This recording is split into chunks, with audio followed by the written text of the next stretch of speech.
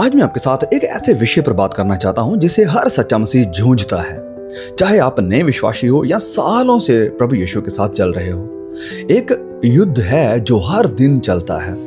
पाप के खिलाफ युद्ध, क्रोध के खिलाफ युद्ध, लालच के खिलाफ युद्ध, अशुद्ध गंदे विचारों के खिलाफ युद्ध, घमंड के खिलाफ युद्ध, दुनिया के प्रेम के खिलाफ युद्ध।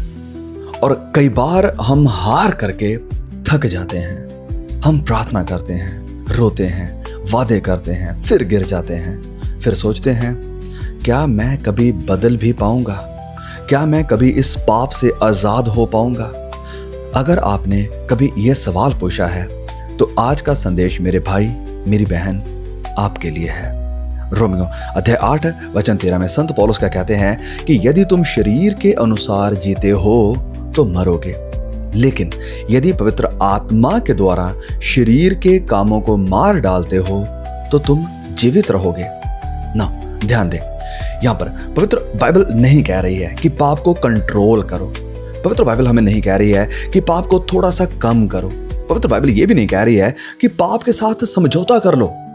बाइबल कहती है कि पाप को मार डालो, इसे खत्म करो। मसीह इतिहास में लाखों मसीहों ने, कई अच्छे खुदा के दासों ने इसको एक नाम दिया है और वो नाम है कि मॉर्टिफिकेशन ऑफ सिन, यानी पाप को धीरे धीरे कमजोर करना नहीं, बल्कि पाप का गला घोंट देना, पाप को खत्म कर देना, उसे जीने ही ना देना। लेकिन सवाल यह है, हम करें कैसे? ये करना तो चाहते हैं, करें कैसे? क्योंकि अगर हम सच बोलें तो हमने कई बार कोशिश करी है, कई बार दृढ़ इरादे बनाए हैं, कई बार रेजोल्यूशंस किए हैं, उपवास किए हैं, कई बार वायदे किए हैं, लेकिन फिर भी गिर गए हैं। इसीलिए रोमियो 8:13 के 2 शब्द बहुत महत्वपूर्ण है। बाय द स्पिरिट, यानी आत्मा से, पवित्र आत्मा के द्वारा। यही है रहस्य। This is the mystery. पाप को मारना हमारी जिम्मेदारी है, लेकिन उसके लिए पवित्र आत्मा हमें सामर्थ्य बनाता है, ताकत देता है। आज हम देखेंगे कि पवित्र आत्मा 4 तरीकों से हमें पाप पर जयवंत कैसे बनाता है। सबसे पहली बात, पवित्र आत्मा हमें मसीह की सुंदरता दिखाता है। शायद ये सुनकर आप हैरान हो, आप सोच रहे होंगे पाप से लड़ने की बात हो रही है और आप प्रभु यीशु की सुंदरता की बात कर रहे हैं। यस, हाँ, मैं कर रहा हूं, क्योंकि पाप सिर्फ नफरत करने से नहीं छूटेगा। पाप तब छूटता है जब दिल को उससे कहीं ज्यादा कोई और प्यारी चीज मिल जाती है। समझिए, अगर एक बच्चे के हाथ में मिट्टी का खिलौना हो और आप उसे जबरदस्ती छीन लें तो वो बच्चा क्या करेगा? बिल्कुल रोएगा, हल्ला करेगा, परेशान कर देगा। लेकिन अगर आप उसके सामने एक बहुत ही खूबसूरत, बहुत ही आलीशान, सुंदर, महंगा खिलौना लाकर रख दो तो वो खुद उस पुराने खिलौने को छोड़ देगा, उसको फेंक देगा। यही पवित्र आत्मा करता है। प्रभु यीशु ने कहा वो मेरी महिमा करेगा, यूहन्ना 16:14 में।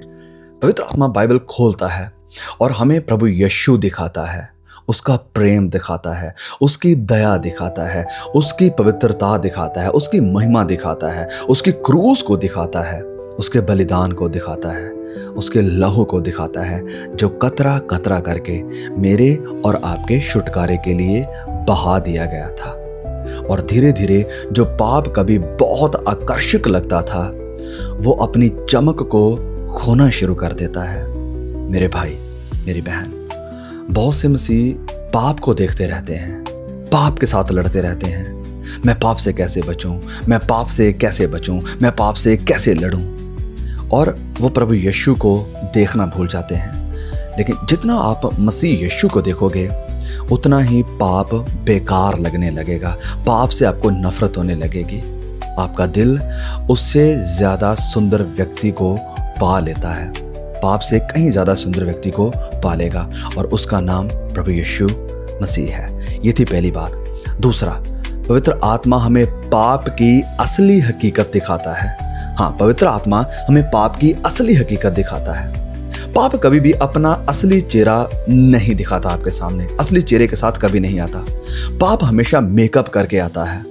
वो कहता है बस एक बार, किसी को पता नहीं चलेगा, कोई भी देख नहीं रहा है, आज कोई घर में नहीं है, सब करते हैं, इतना भी बुरा नहीं है। आपको लोगों के बीच में जाना है तो ये करना ही पड़ेगा। लेकिन वो कभी नहीं बताता कि आगे क्या होगा, इसका नतीजा क्या होगा। वो जनाजा छिपा लेता है, वो मौत छिपा लेता है, वो बर्बादी को छिपा लेता है। इसलिए पवित्र आत्मा आता है और पाप के उस मास्क को, उस मुखौटे को उतार देता है। दाऊद ने जब बेतसैदा के साथ पाप किया तो उसने सिर्फ एक औरत के खिलाफ पाप नहीं किया था, उसने एक परिवार बर्बाद कर दिया, एक आदमी को मरवा दिया, एक राष्ट्र को दुखी कर दिया। लेकिन जब पवित्र आत्मा ने उसकी आंखों को खोला तो दाऊद चिल्लाता हुआ कहता है, प्रभु मैंने आपके विरुद्ध पाप किया है, प्रभु आपके विरुद्ध। भजन संहिता 51:4 में वो कहता है। यही पवित्र आत्मा करता है मेरे और आपके साथ भी। वो हमें दिखाता है कि हर पाप असल में परमेश्वर के खिलाफ एक बगावत की तरह है, परमेश्वर के विरोध में जाना है। और मेरे भाई मेरी बहन, पाप की असलियत सबसे ज्यादा स्पष्ट कहां हमें दिखाई देती है, कहां पर पाप का असल नतीजा, रिजल्ट हमें दिखाई दे रहा है? हाँ, क्रूस के ऊपर, उस कलवरी पहाड़ के ऊपर। जब आप प्रभु यीशु को खून बहाते हुए देखते हैं, जब आप उसके कीलों के ऊपर झूलता हुआ देखते हैं, जब आप उसे चिल्लाते हुए सुनते हैं, जब आप उसको ये कहते हुए सुनते हैं कि प्रभु मेरी नहीं आपकी इच्छा पूरी हो, तो पवित्र आत्मा कहता है ये तुम्हारे पाप की कीमत थी, ये उस पाप के लिए किया जा रहा था जो तुम कर रहे हो, जो तुम्हें पसंद आ रहा है। और जो व्यक्ति क्रूस को समझने लगता है वो पाप से नफरत करने लग जाता है। क्रूस को समझने वाला ना। ये थी दूसरी बात। तीसरी बात है, पवित्र आत्मा हमारे अंदर पवित्रता को उगाता है ना। ध्यान से सुनिए, बहुत सारे लोग सोचते हैं कि पाप से लड़ना मतलब सिर्फ मना करना है, डिनाई करना है, नो बोलना है। यस, वो है, बिल्कुल है। लेकिन बाइबल हमें कुछ और भी सिखाती है कि पाप से लड़ना सिर्फ घास उखाड़ने जैसा नहीं है, वरन ये एक बगीचा यानी एक गार्डन उगाने जैसा भी है। गलातियों अध्याय 5 में पवित्र बाइबल हमें क्या कहती है कि पवित्र आत्मा का फल है प्रेम, आनंद, शांति, धैर्य, दया, भलाई, विश्वास योग्यता, नम्रता और संयम। ध्यान दीजिए, बाइबल इसे वर्क्स नहीं कहती, यानी इसे काम नहीं कहती है। पवित्र बाइबल इसे फल कहती है, फ्रूट कहती है। फ्रूट ग्रो होता है, जो फल होते हैं वो लगते हैं, उगते हैं। ये अपने आप या ऑटोमेटिकली एकदम से नहीं आ जाते। जब आप रोज बाइबल पढ़ते हो, रोज प्रार्थना करते हो, रोज चर्च में संगति करते हैं, जब मसीह भाई बहनों के साथ आप रिश्ता रखकर एक साथ दौड़ते हैं, वचन को सुनते हैं, तब पवित्र आत्मा आपके अंदर फल उगाता है।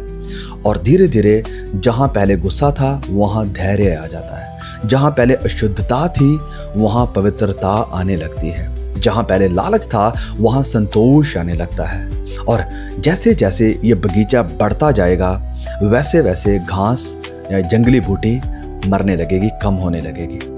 ओके, ये थी तीसरी बात। चौथी बड़ी महत्वपूर्ण बात, पवित्र आत्मा हमें हिम्मत भी देता है। ये वो मदद है जिसके लिए हम अक्सर प्रार्थना नहीं करते। लेकिन सच ये है कि हमारे कई पाप डर की वजह से जिंदा रहते हैं। हम जानते हैं किस दोस्ती को छोड़ना चाहिए, हम जानते हैं कौन सी वेबसाइट नहीं खोलनी चाहिए, हम जानते हैं कौन सी ऐप है जिनको हमें अपने फ़ोन से डिलीट कर देना चाहिए, हम जानते हैं कि किस रिश्ते से दूर हमें रहना है, हम जानते हैं कि कितना डिस्टेंस बनाकर रखना है, हम जानते हैं कि किस व्हाट्सएप ग्रुप को आपको छोड़ देना चाहिए। लेकिन हम डरते हैं, लोग क्या कहेंगे, मजाक उड़ाएंगे, दोस्त छोड़ देंगे, नौकरी पर असर पड़ेगा। और इसी जगह पवित्र आत्मा हमें हिम्मत देता है। दूसरा तीमुथियुस 1:7 कहता है कि परमेश्वर ने हमें भय की नहीं वरन शक्ति, प्रेम और संयम की आत्मा दी है। डैनियल को याद करें, शेरों की मांद उसका इंतजार कर रही थी, फिर भी उसने प्रार्थना नहीं छोड़ी। पतरस को याद करिए, जो एक नौकरानी से डर गया था, वही पतरस बाद में राजाओं और धार्मिक लोगों के अगुओं के सामने खड़ा हो गया था। क्या बदला है? बदलाव क्या था? बदलाव है पवित्र आत्मा।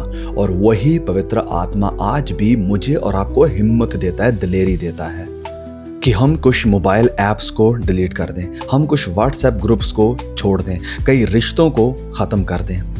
कभी पाप से भागने की, कभी ना कहने की भी। ना, अंतिम सच्चाई जो मैं आपके सामने रखना चाहता हूँ, पवित्र आत्मा काम करता है लेकिन हमें भी लड़ना है। ये संघर्ष है, ये युद्ध है, ये लड़ाई है और पवित्र आत्मा इसमें हमारा मददगार है। अब एक बहुत ही ज़रूरी बात को ध्यान से सुने। पवित्र आत्मा हमारे लिए लड़ाई नहीं लड़ता। जब हम आराम से बैठे रहते हैं कि भैया मैं तो बस बैठा हूँ, पवित्र आत्मा मेरे लिए लड़ेगा, नहीं। पवित्र बाइबल कहती है, फिलिपियों अध्याय 2 वचन 12 से लेकर 13 तक को जब हम पढ़ते हैं, वहां पर लिखा है कि अपने उद्धार को भय और कंपन के साथ कार्य में लाओ, क्योंकि परमेश्वर तुम में काम कर रहा है। ना, यानी परमेश्वर काम कर रहा है, परमेश्वर काम करता है और हम भी काम करते हैं। पवित्र आत्मा शक्ति देता है, हम तलवार चलाते हैं। पवित्र आत्मा सहायता करता है, हम लड़ते हैं। पवित्र आत्मा हिम्मत देता है, हम फैसला करते हैं। इसलिए प्रार्थना भी करो और लड़ाई भी करो, और रोना भी और उठकर चलना भी, गिरना भी, फिसलना भी, लेकिन फिर खड़े होना। पवित्र आत्मा का हाथ पकड़कर उठ जाना, दौड़ना शुरू कर देना। मेरे भाई, मेरी बहन, आज अगर कोई पाप आपको बार बार हॉन्ट कर रहा है, हरा रहा है, आपके ऊपर जयवंत हो रहा है, तो सिर्फ अपनी ताकत पर भरोसा ना करें, पवित्र आत्मा की सहायता को मांगे। जब पाप सुंदर लगे, मसीह को देखो। जब पाप आकर्षित लगे, क्रूस को देखो। जब दिल कमजोर लगे, पवित्र आत्मा के फल को पालो। जब डर लगे, पवित्र आत्मा से हिम्मत मांगो। और याद रखें, जो पवित्र आत्मा प्रभु यीशु को मुर्दों में से जिलाकर लाया, वही पवित्र आत्मा आपके अंदर निवास करता है। इसलिए ये जंग, ये लड़ाई, ये युद्ध मुश्किल जरूर है, लेकिन हार निश्चित नहीं है। पाप आखिरी शब्द नहीं बोलेगा, मसीह बोलेगा, और एक दिन ये जंग खत्म हो जाएगी। आप मेरे भाई, मेरी बहन जो विश्वास में, आपके लिए ये जंग एक दिन खत्म होगी। ना कोई लालच होगा, ना कोई अशुद्ध विचार होगा, ना कोई गिरना होगा, ना कोई आंसू होगा, ना कोई ऐसी कोई चीज होगी जो आपको अट्रैक्ट करेगी। सिर्फ मसीह आपको अट्रैक्ट करेगा। सिर्फ उसकी महिमा होगी, सिर्फ जय होगी।